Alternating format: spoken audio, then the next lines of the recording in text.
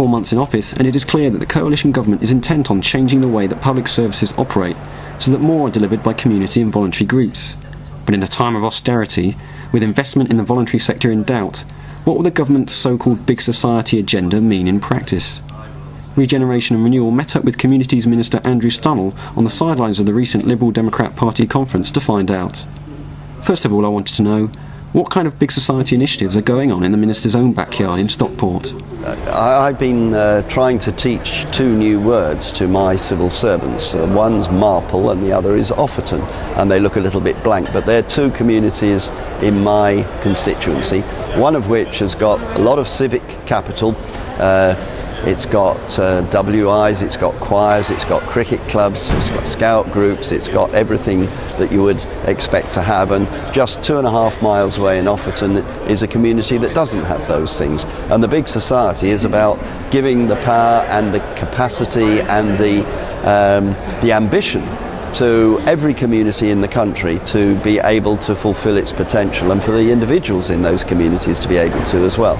So we're bringing a load of power back out of Whitehall, giving it to local councils, giving it to local communities so that they can take those decisions and get on with the job.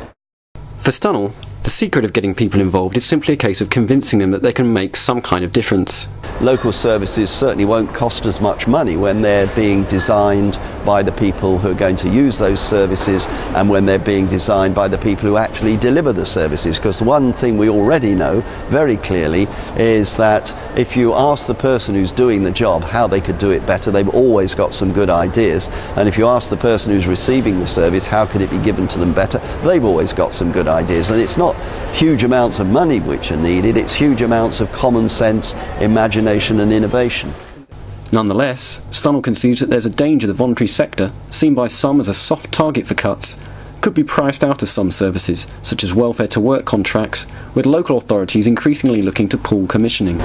If we get, as I hope we will, to community scale commissioning, then we won't be talking about finding a contract that fits the whole of the East Midlands. We'll be finding a contract which fits the size of a parish council, and that's where I think third sector and voluntary organisations will find they have a big part to play. Indeed, I could imagine the parish council or a group of residents in the parish deciding actually we could set up a co-op, a mutual enterprise, in order to deliver whatever it is, maybe a hospital car club or something like that. There are lots of ways in which the local community can get involved. But you're not wrong, there is a question about making sure that we don't make the projects so big that they squeeze out small suppliers, squeeze out small social enterprises, squeeze out small communities. Localism actually means local.